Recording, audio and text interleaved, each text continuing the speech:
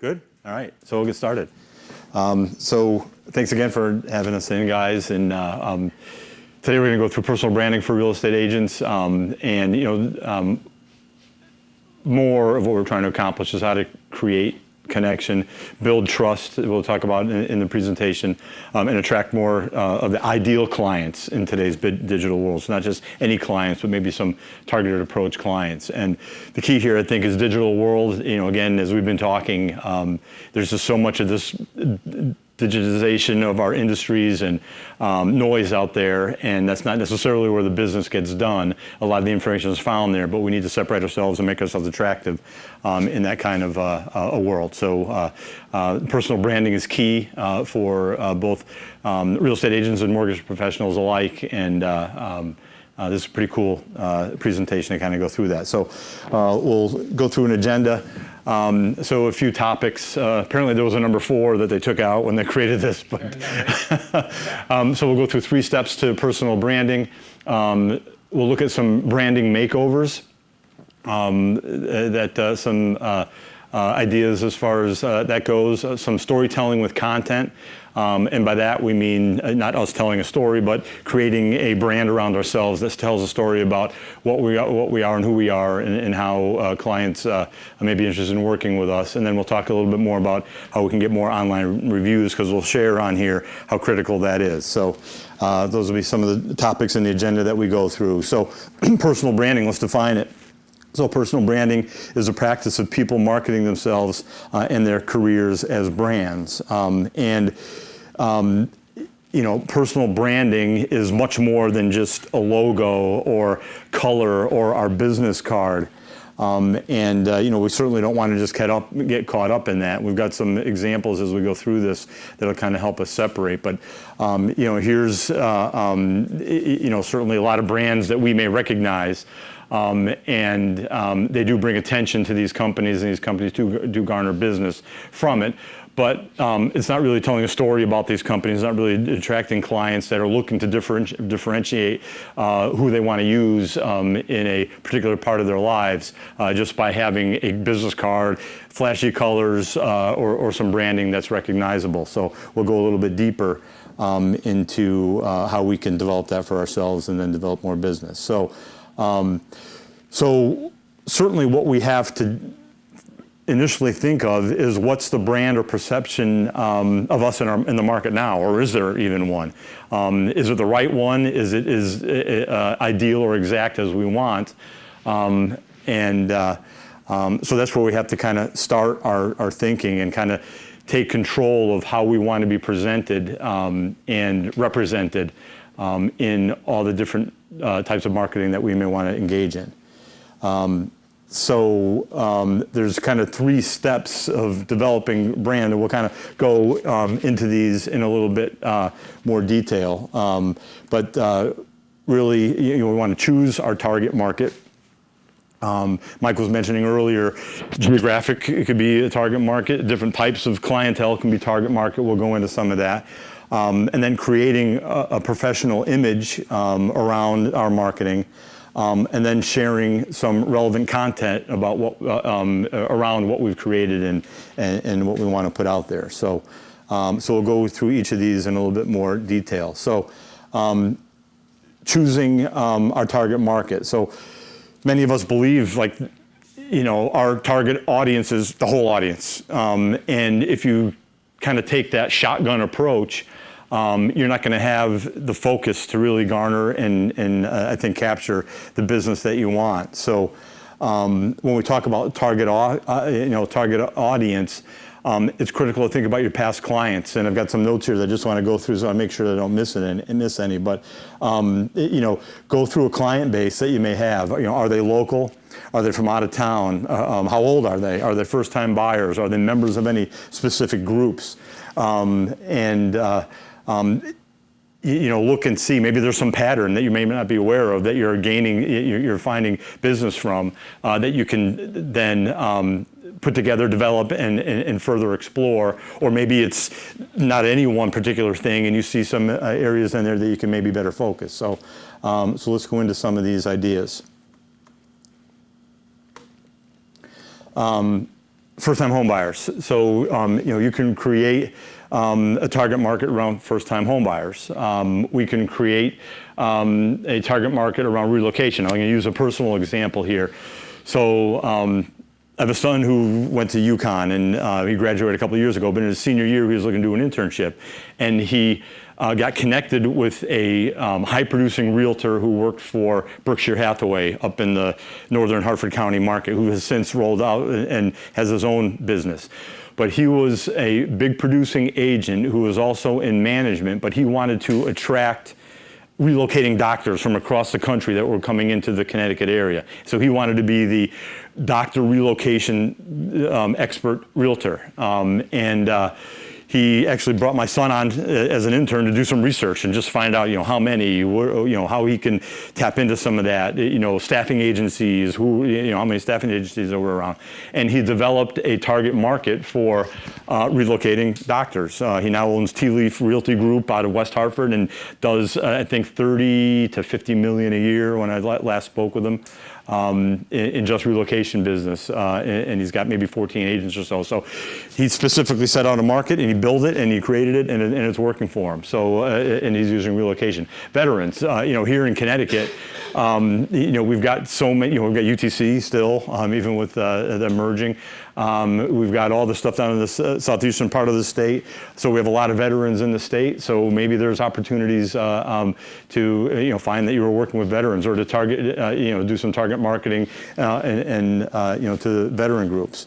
And we'll get into some of these in a little more detail, some examples. Property location, as Mike was talking about, maybe there are certain geographies that either based on the sale price ranges or where you live or any other reasons that you may want to just do it on property location. Property type, maybe you just want to do investment properties or condominiums. You want to be the condominium expert.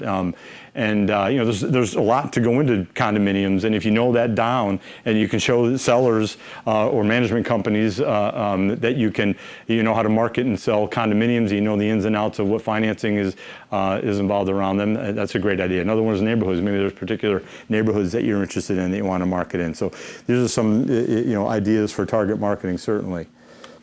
A couple of examples here. So this is a group, when you look at this, this flash page or whatever you like to call it. So these folks definitely, would you say they're the first-time buyer agents? Probably not, looking at it. They definitely want to sell country homes in the States. They probably horse properties, maybe some farms where they're at. But, they've kind of created, just here in something that's visual, it kind of sets and tells who they're kind of targeting for their marketing. And keeping in mind, even when you're target marketing, we're not going to turn business away from anybody if we get business, and you can certainly branch off from it. But there may be a certain niche that you want to have as your core or start to develop, and then pull other opportunity in and from it. These folks have set this this market piece up to kind of help tell folks what their target market is. Oops. Here's one talking about veterans, where we never stopped serving.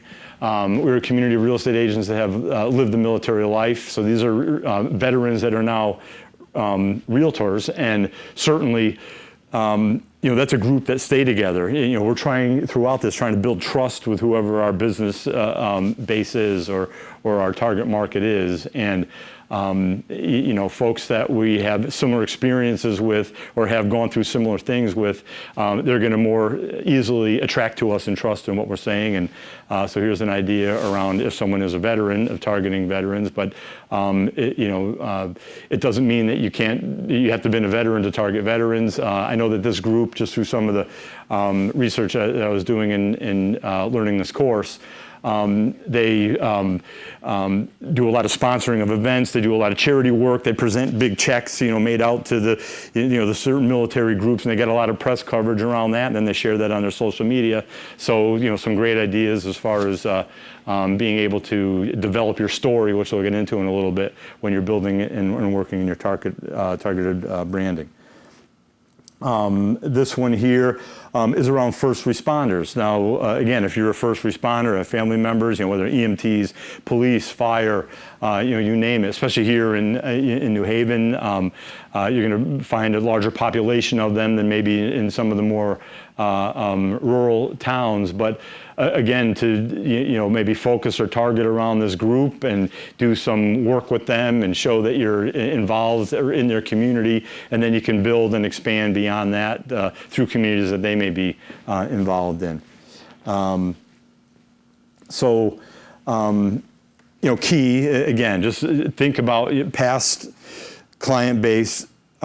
Through that, are you finding any opportunities that are targeted that you would like to expand on, and then start thinking about that, developing how you can get more affixed in those communities, and then you want to start building your image and your professional pitch to them. So here we'll kind of look at the professional image, and this goes to picture taking, make sure they're done by professionals, but also it's a fine line in wanting to define who we are. We want to be ourselves. We want people to perceive us as ourselves and do business because they're like-minded and like ourselves. But there's sometimes you go a little too far, and there's some examples here of folks maybe having ideas that might not be the most professional as far as an image goes, but debatable. So here's this guy, Chris Clark. Don't get a divorce, just get a bigger house. So I guess you can, move up and just live separately, and you make a bigger sale. So maybe not such a bad idea. I don't know if I'd want it on a billboard, but thinking about it, hey, maybe the divorce market is a market. If you know what a divorce attorney, there's a target market, and you work with that attorney, and you have to have the stomach for some of that because they're not always the, they can be messy certainly to go through, but it's an avenue. And Chris took this one, and it was presented here as maybe not the most professional ideas, but he's the real estate guy, and he feels that's a way of doing it. I'm thinking you could maybe get 2 deals out of it as opposed to moving up to one bigger, but either way, that's an option. Dave Foreman, initially claiming he's the #1 sales rep in the region, then according to his mother, and only Dave's mother, responded to the survey. So cute, I guess, kind of silly maybe, but maybe not the most professional.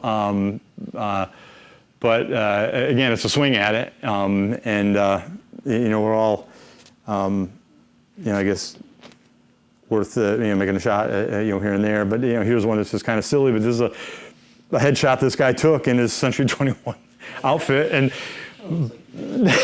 yeah, just minus the gauges, but yeah. Hey, he might have a target market that that this works for, and he chose it. But yeah.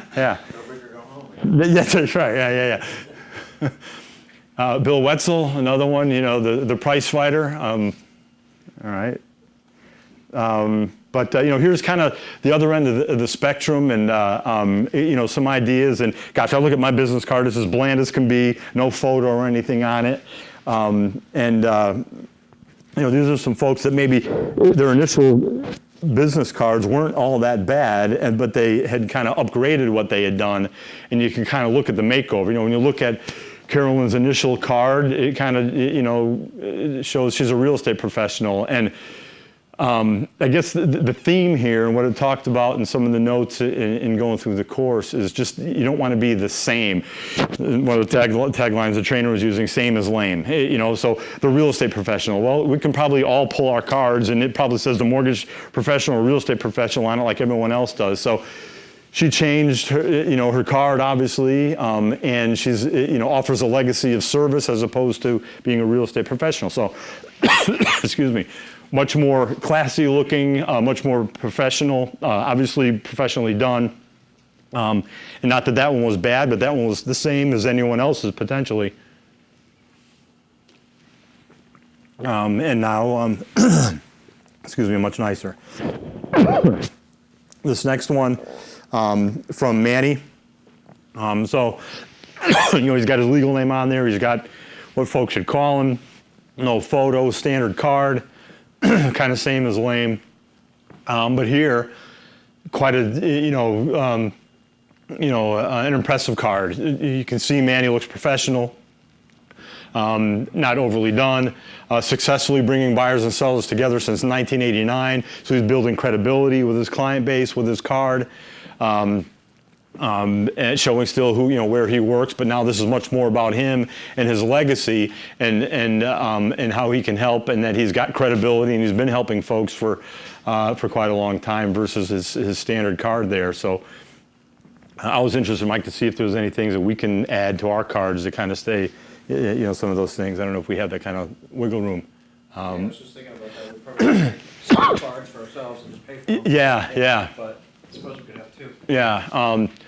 Here's one with Becky where, at first glance, you're one step closer to home. She has that same thing. You're one step closer to home under her name, but she's added top 1% in Kansas City, where on the other card it didn't. So again, standard, same kind of card initially that she had that everyone may have, and she's a attractive lady. Here it's just a bit more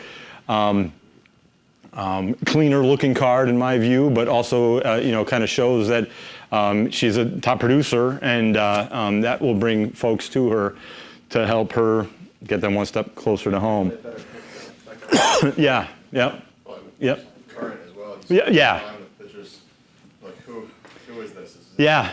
I'm guilty of that on my business Facebook page. I have my old employee, my old one from my previous employer, and I just haven't updated it to anything newer, and I need to do that. So just going through these simple reminders. This one I kind of like. Again here, Barry's kind of showing the old-fashioned service and reliability, which is key. He's targeting a certain market. It may not be first-time buyers. It may not be millennials necessarily here because they may not know what old-fashioned service means. They just know the service that they've gotten in their lives. But there are some folks, maybe he's in an area where there's, folks that are downsizing, that are retirement age, that are moving down there for retirement properties. But he's actually, certainly making it clear that he's not only delivering some service and reliability, but there's maybe a certain age group of folks that he's going after in his marketing as far as that goes. So nonetheless, much better than the one that he had. He does have down to 23 years that he's been doing something, maybe 23 years running that he's got that medallion star, but it's not clear as to what his service or reliability or history was. So try to do a little bit better with that makeover. That does as well. So if you give a card to somebody, you're looking at the vehicle before you look at him, right? Yeah. But somebody knows the vehicles are, like you said, downsizing. I Yep. have a vehicle like that. You can speak intelligently. Yep. You automatically make that. You have Yeah. rapport with that person. Yep. And that's what they're going to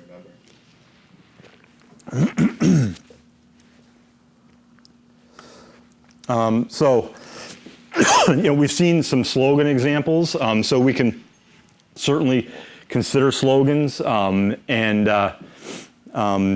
there's a fine line even on slogans as to whether we're being corny and unprofessional or being professional or showing, excuse me, something that we want to throw out there as our perception. So some samples of some pretty well-known real estate companies. So Elliman had been using this one for quite a long time, and it's Ask Elliman is what the little tagline was, and they've got some examples here of how they used it. So I know it's a little, this is the new one, but let me back up first. So they were tagging this, go ahead, ask Elliman for any of, different things that people may be interested in. So if they're looking for advice, appraisal, buying, careers, credit, anything, ask Elliman, ask us, ask us. They've recently changed their branding and have tagged it to different advertisements that they're using. I know the print is a little small, but when it's time for the next chapter, you want to find a buyer, you'll value your home as much as you did. You may want to find a buyer, who'll value your home as much as you did. It's time for Element. So, here's a move-up buyer ad. First job, first apartment. Again, they're in New York City, so they're buying apartments. It's time for Element. So, first-time buyers, it's time for Element. When you're getting out of the door is a challenge. You need someone who knows the market. It's time for Element. So they may be able to supply some information about the neighborhood and other services that might be available to help folks that are trying to get out the door. When the market feels particularly challenging, which is pretty much always, they have in parentheses, it's time for Element. So again, they're taking this as time for Element and tagging it to a bunch of different things. So pretty cool slogan that they came up with, and it's universal to be used across a number of things. Another example of that is just kind of two slogans that Ebby is using, and buy and sell with confidence, not concern, and then real estate can be complicated. We're here to help. So, and then they just take each of those and plug them into the different kind of categories and marketing that they're doing and using. So, again, some pretty cool use of slogans on grand scales. This one is a smaller kind of slogan, and it's coffee to keys. And she came up with this because she initially meets with her clients over, for the first couple of meetings over a cup of coffee, and ultimately hopes to get them as a client and deliver them at closing a home where she can give the keys. So she had made her tagline "Coffee to Keys." So pretty cool and slick, and it's a Remax, and it could be, yeah, exactly. And then this one. Trusted in the Tri-Cities. So she's using a geographic slogan. So maybe down here it's something about knowing the city of New Haven inside and out, or able to help you with buying and investing, or any number of things that can be used down this way, or if it's around the shoreline, some slogan that you can come up to around the shore or wherever it might be. So there's a geographic slogan example there.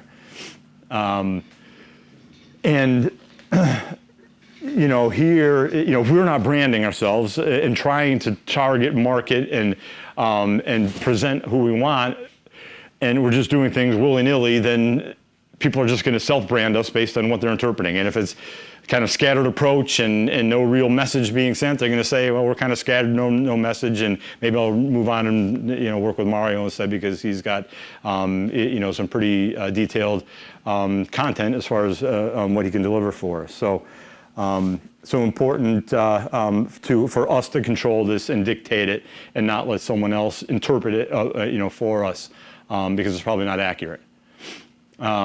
So what's our story? So how do we put something together? And again, it's not a story we want to tell about ourselves necessarily. It's what is our business story that we want to present when we're doing videos, social media, emails, market pieces, Facebook, Instagram, you name it. What is our story that we want to kind of have at least chartered out and framed, that's going to drive the business that we're looking for. And we'll kind of go through kind of the development of that. So, when we're telling a story and we want to attract a client base, and we've targeted that client base that we're working with, we want to think about the process that the client's going to go through, right? So they're going to first say, okay, I want to buy a home. And then they're going to think about what they want to find, maybe where they want to look, what stage of life they're in.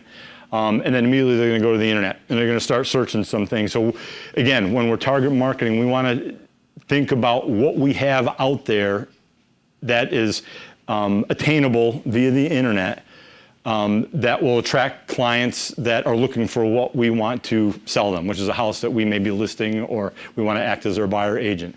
So again, whether it's first-time buyers and we're going after folks that are just married, whether it's downsized folks, whether it's veterans, or whether it's a geographic location, we just want to think about how we're developing all that, so when they start looking, we're top of mind in that. So telling the story with content is kind of, again, a kind of an unboxing. There's educational content that we can share, there's entertaining content, and then there's convincing content. So we'll kind of go through each of these elements a little bit. So educational content within personal stories. Oops. So on the educational side of telling our personal story, so why real estate? And maybe a little bit about our profile. So that people can learn about us and get educated about us, about our passions, our hobbies, our interests. You know, just things you post and you share and you comment on in social media helps develop your story, and other people obviously are seeing those similar things, so they're going to be attracted to you that way. Property niche information, client specialty, again, like first-time buyers, veterans, whomever. That's a way of kind of sharing some educational stuff informationally on social media, so that clients get pulled to you and see that they can be educated by looking at your content or by reaching out to you and sitting down and having a cup of coffee or going through at least an initial interview. People stories. So this is another big piece. I'm going to see if I can load each of these individually. So when we're looking at sharing our content, again, through all the different types of media and print and email that we're using, think about engaging past clients and having them supply photos or share photos that you've taken with them. Share why they chose you. Have them share results that you delivered. Give testimonials. Describe the experience that that they had with you, and then be able to post that and have photos on your page or links to their commentary on information that you share. And we'll talk about again a little bit later capturing the actual testimonials so that you can go back to your clients and actually use those. And then property stories. So this you guys do well automatically already. These are listings, right? So we're sharing home walkthroughs, highlighting key features, using quality photos and videos, always, always, always. And then, if you want to feature neighborhoods and neighborhood amenities, you can roll that into property stories as well. Some of the biggest things that attract folks these days when they're looking is they want to know about the community that they're buying in, right? And if you can be an expert in certain aspects of the communities that they're buying, whether it be an expert on the Little League, so you report the Little League scores every week in your community, or the park schedule, or the pool schedule, or music on the green that your city or town may have, or you take on that that job, so to speak, for your community on your social media. People start going to it to check, oh crap, when are the fireworks this week? Let me check Mike's site because he posts that stuff, and there it is, boom. Fireworks are tomorrow night, and but now they're you're top of mind for some reason. So there's some pretty inventive and creative ways that we can kind of think about these stories that we tell. And here I kind of jumped ahead a little bit on the communities, but again, just some of the ideas, even topical news, community happenings. There's this guy, I live in Southington, there's this guy, his name is Art. He used to be the sports editor of a little local town paper. He was also an umpire in our town softball league, and he is now senior age, still working. Everyone in town knows him, and he just pulls up old black and white photos from what the downtown Southington looked like in 1940, and or if someone passed that was known in town, he would have a story or write up about some of the things that they did for the town. So he's kind of the community, grandpa, almost for the town. So it's just an idea of and he's a sales rep for some manufacturing company, what he does for business, and that's on his page, but he's the guy that people in town go to when they want to know something about some of the history of the town of Southington. So, some ideas about how you can, again, personal brand yourself and get people attracted in those target markets that you want through just sharing some of the ideas, listed here. And then another thing is, educational content, and this is something that Mike can supply. This kind of little movement mortgage pitch here, but we have these buy versus renting, co-branding things that we can produce, and they can be faxed, emailed, put on sites, and shared with clients, or just in general, to just give a hypothetical idea to folks. And it's something that we do through our own marketing pieces, so there's obviously no cost to that. Another one is this kind of more of a real estate community report card that we can pull some data from different data sources that we have within our marketing stuff and put together some charts and graphs and information that can be posted and shared. And again, it just shows that you're understanding your market, you're experienced in it, and it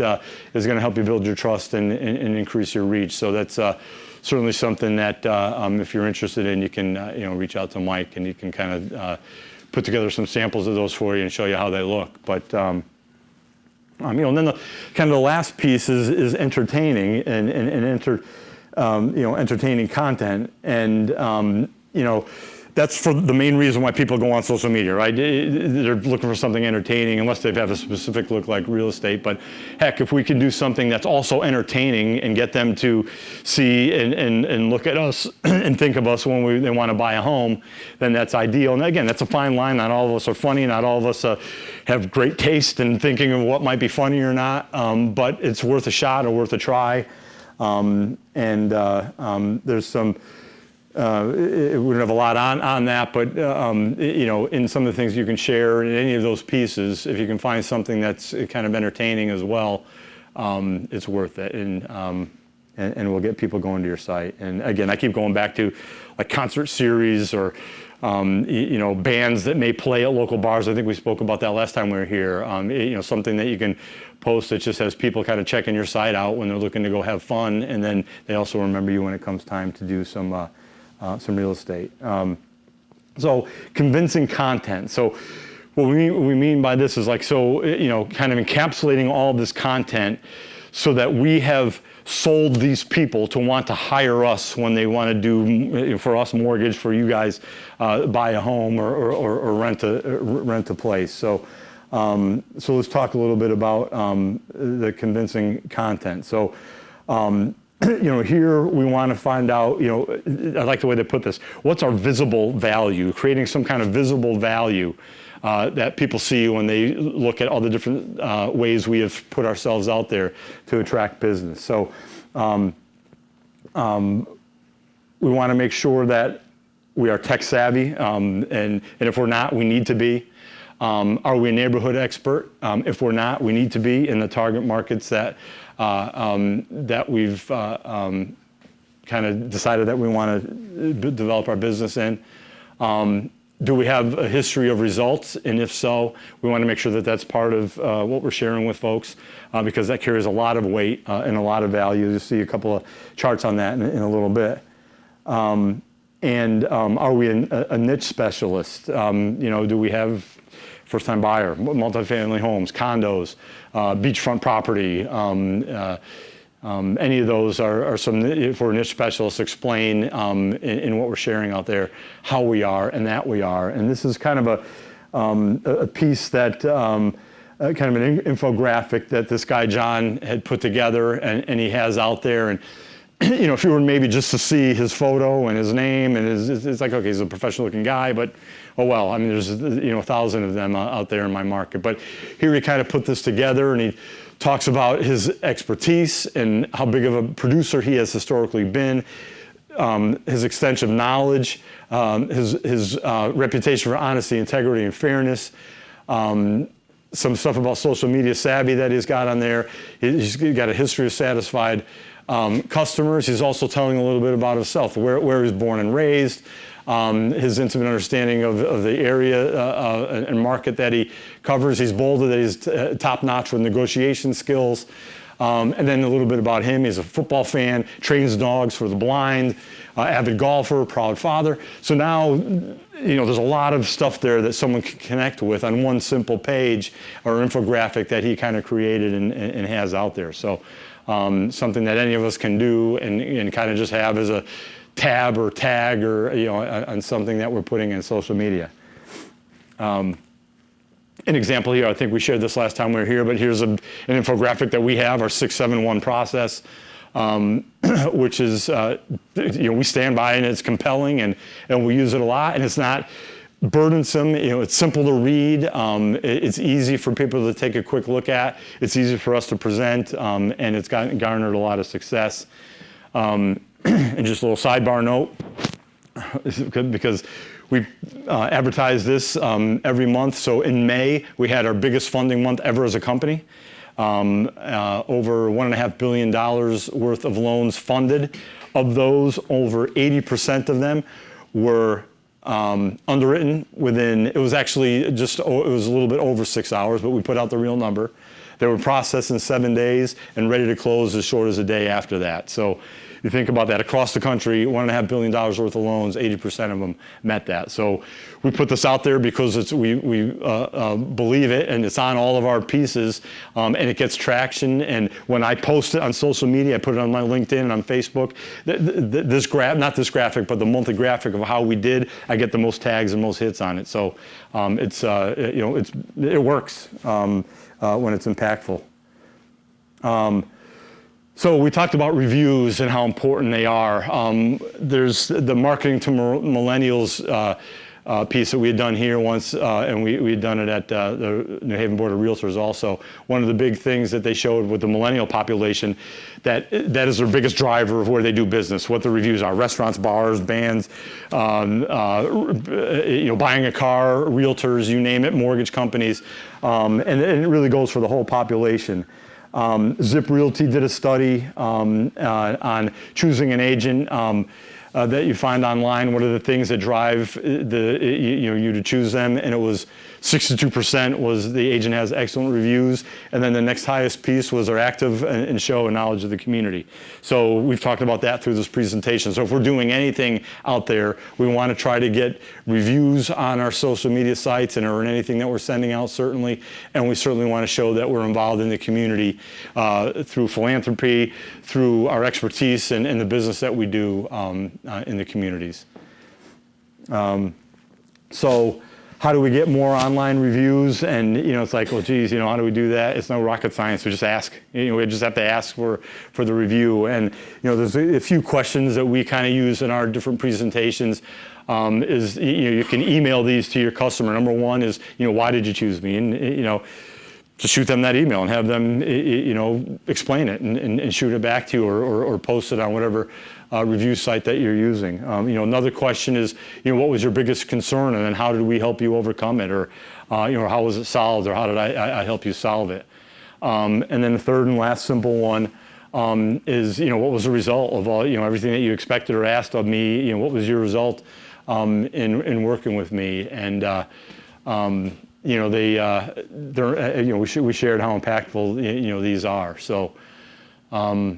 So guys, that's kind of the presentation. So with that, I would ask, has anyone gotten a good idea? I know I got a few, just a couple of reminders as well. I got to go back and do some things, but I think some good ideas and samples there.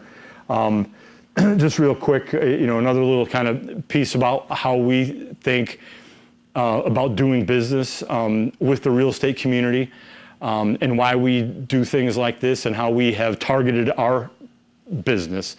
We believe real estate is local business, so we talk about all this digital stuff, and this goes for I think you as realtors and us as mortgage people, as much information there is out there online for customers and clients when they want to do business. When the rubber hits the road, they want locality, they want face-to-face, so they're looking for that, and the more we can help them find us and find that, then the more business we're going to get. We as a company believe real estate's local business driven by individual agents, individual mortgage people, garnering it in our local sphere of influence. We believe the real estate agent is the market to stay. This isn't going to go away. There are certain little bits or pieces of it, Zillow might take, Google might take, Amazon might take, but it's going to be a small piece. It's going to be some, no matter, and this has been projected out for years and years and years.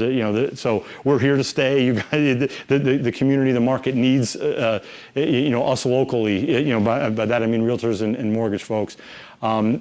We believe top agents are our best clients, and we believe that our growth as a company is going to be best done by serving our real estate partners. So that's how our founders built us, and we feel it's the American way, and I think that the way you guys do your business is certainly the same. So with that, again, just as a reminder, I think we went through this last time we were here, but we have our CRM that Mike can do. Certainly co-marketing, advertising with you, and track and house and develop and incubate clients so that they come back when they are ready, that they get fed regular information that has, on a consistent basis has dripped on them with your info, with Mike's info, so that we don't lose people out of the funnel once they've found us and have actually wanted us to try to help them. And then some of the things that we can do is put tags on your sites so that a buyer can find out what their homes are worth in the area. They can look it up, and when they do this, we capture that data. It gets shared with you guys, and we can now incubate that client on a go forward. Same thing with our single property websites. If you do your own website development and you do your own web sharing with that information, but we can also just in a minute do a single property website, shoot it to you. You can share it on your social media to supplement what you're doing, again, free of charge to us. Mike can share it on his social media sites, and it just gets your name out there to more and more folks, gets in our whole network. Then I see it from Mike, I like it and share it, and it just goes and goes and goes. So so that just helps kind of get your stuff out there on top of what you're already doing at no cost. So again, we're here to help you grow, and we thank you very much for allowing us to come in and do the presentation. So any questions at all at any time, you guys know how to reach us, and we're happy to help.